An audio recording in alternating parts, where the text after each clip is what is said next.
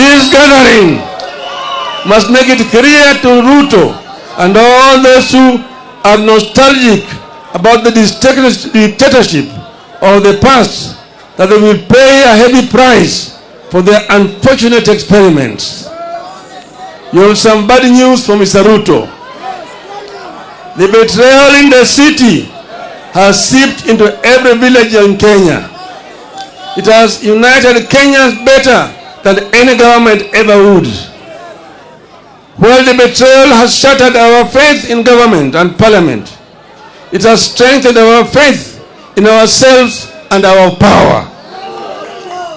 Consequently, Ruto and all those who think like him are going to learn the painful way never to mess with the people's food, fuel, and freedom.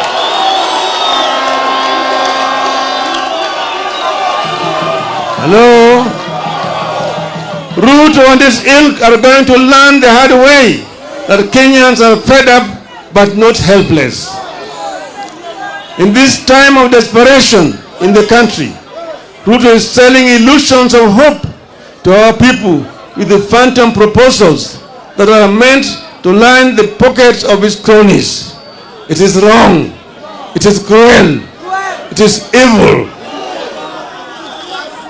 The question we must ask ourselves is, can a leader mean well for the people than the people do for themselves? The answer is no. Kenyans must not trust that insider smile that Ruto wears. It is betrayer's kiss. If Ruto meant well, he would have listened to the people. He did not, and now we must fight. Fellow Kenyans, comrades, a regime that has so blatantly ignored and betrayed us does not deserve our delegated power. We are taking back our sovereign power. We are going to the trenches ourselves to fight for ourselves. This regime does not deserve our obedience. We have no obligation to work for the success of a regime that has no interest in our success. We are the people.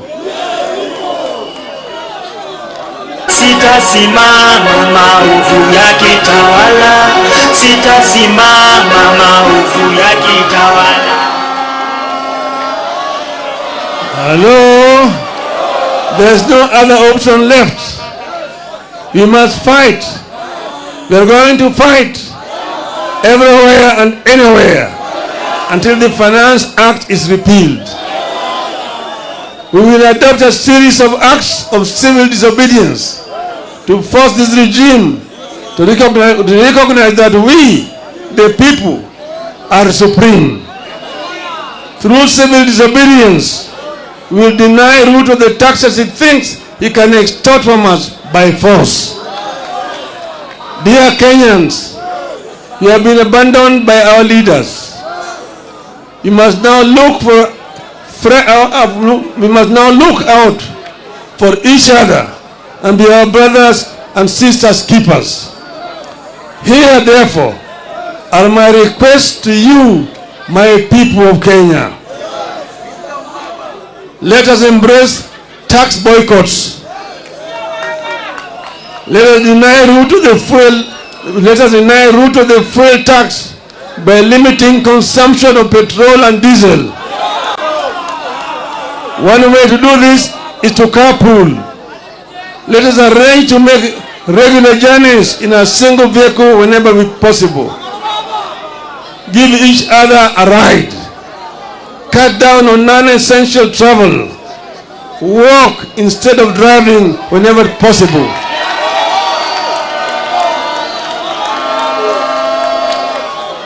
I appeal to all employers to allow their workers time to walk to and from work. I appeal to matatu owners to support tax boycotts. While observing safety measures, maintain the current fare but double your carrying capacity as part of the civil disobedience.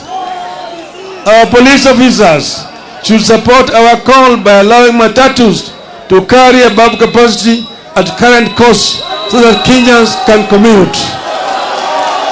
Niko tayari kulipa gharama Hello? I appeal to businesses to disable or avoid electronic tax registers, make nil returns on VAT, and instead give discounts to customers. This way, we shall recover the VAT Ruto is taking illegally through the fuel. I appeal to employers to ignore the punitive deductions of employee salaries that will only line the pockets of Ruto's strategically placed cronies. Mr. Ruto is driving us off the roads with high fuel prices. We must deny his officers the comfort of driving us off the road with their vehicles. Let us deny the government vehicles and motorcades the right of way that they take for granted. They may sound the sirens at their wish, but everyone must follow the traffic except for ambulances. Dear Kenyans, I'm coming. We know the men and women who visit this unjust law on us. Punish the traitors. Let us name, shame, follow and isolate the traitors at every turn. Let us picket their public and private offices and their homes until they join the call to have the Finance Act repealed. Today, and with absolute respect and humility, I am reaching out to the online community in the country and diaspora, the famous Kenyans on Twitter, the content creators and the TikTokers. I have a request to you. Let us gather and share information about the traitors, their Twitter and other social media accounts, telephone numbers, and email addresses, and use these to show the oppressors that power belongs to us, the people. Finally, I appeal to our performing artists. Let our songs and music be a source of pain to the traitors. Let our songs and music a source of pain to the traitors. Let our music carry our disappointments and support the fight against Ruto and his contemporaries until Ruto learns to respect the people.